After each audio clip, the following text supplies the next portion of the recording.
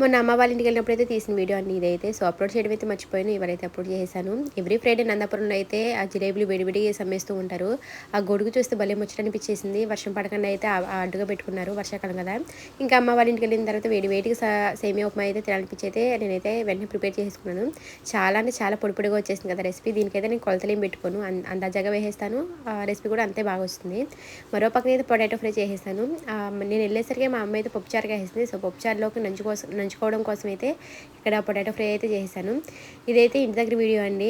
3 దోసకాయలు కొనుక్కొచ్చారు కూర వండుదామని చెప్పి. కానీ మా ఇంట్లో వాళ్ళందరూ యాంటీ అనమాట ఈ దోసకాయలకి. కూర వండితే సేల్ అవ్వదని చెప్పి అయితే ఇక్కడైతే నేను మా అత్తయ్య గారు కూర్చొని కోసుకుని తినేస్తున్నాము. ఇక్కడ మా బొడ్డోడు కూడా మాతో పాటు పోటీగా అయితే తినడానికి రెడీ అయిపోయాడు. ఇంకా మరో పక్కన అయితే మీషో నుంచి నేను చేసిన శారీ ఆర్డర్ అయితే వచ్చేసింది. కానీ శారీ నేను అంటున్నాను కాదండి, శారీ మాత్రం చాలా అంటే చాలా బాగుంది. నాకు దీని ప్రైస్ అరౌండ్ 650 700 అలా పడింది.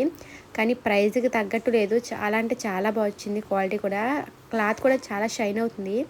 నైట్ టైం కట్టుకుంటే అసలు చాలా అంటే చాలా బాగుంటుంది. కలర్ కాంబినేషన్ కూడా చాలా బాగుందండి.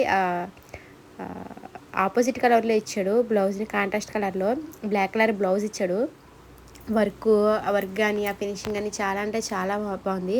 ఆ బ్లౌజ్కి ఆ శారీకి టేక్ ఏ బౌల్ అన్నట్టు ఉందన్నమాట. మీకు కూడా ఎవరికైనా ఈ శారీ లింక్ కావాలనుకుంటే నాకు మాత్రం అస్సలు కమెంట్ చేయకండి, ఎందుకంటే నేనైతే లింక్ ప్రొవైడ్ చేయలేను. సరే ఫ్రెండ్స్, వీడియో నచ్చితే లైక్ షేర్ సబ్స్క్రైబ్ చేసుకోండి. సరే బాయ్.